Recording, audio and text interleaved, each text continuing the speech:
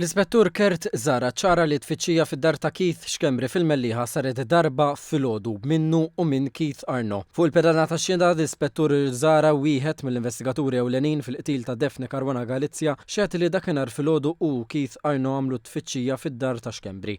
Aktar tard intbagħtu uffiċjali tal-forensika fir-residenza biex jiddokumentaw u jiġbru tamir elettroniku li ma kienx ġie elevat waqt it-tfittxija ta' filgħodu. Ix-xhieda ta' Zara tiċara l-istampa li kienet ħarġet minn xhieda li ngħatat fis-27 ta' Lulju.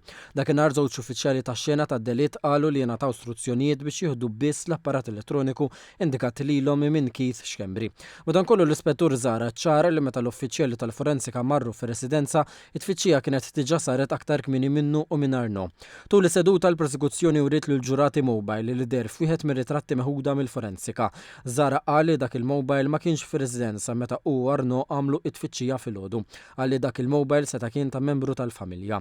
Fost l-apparat li kien hemm il-laptop ta' waħda mill-bniet ta' Xkembri li oġġezzjona li jittieħed għax qal li fuq u kellha xogħol tal-iskola.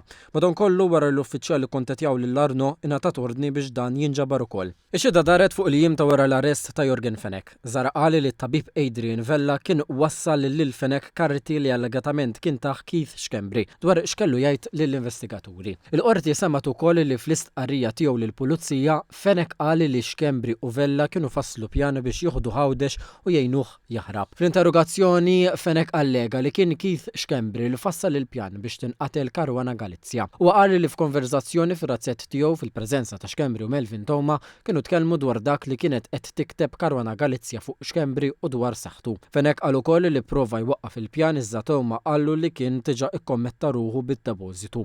Qal li lil Toma kien ta' 50,000 euro biex jikkumpensah. L-investigatur staqsih għaliex baqa' jgħaddi l-flus lill-eżekuturi jekk irid iwaqqaf il-qtil huwa qal li kien qed jiġi rikattat minn Melvin Toma. Id-difiża oġġezzjonata l-mod kif Zara kien qed jirrakkonta l-interrogazzjoni, argumentat li l-ġurati għandhom jisimgħu recording sħiħ minflok mal-investigaturi jażel il-partijiet li jirreferi għalihom.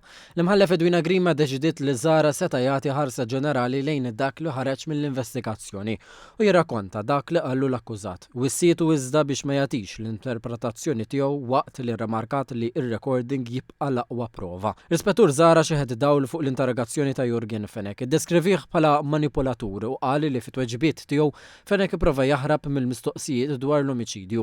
Fl-istess waqt Zara qal li Fenek beda jakkuża lill-pulizija li bdew jimxu ma' skript li jingħatalhom minn gvern korrott.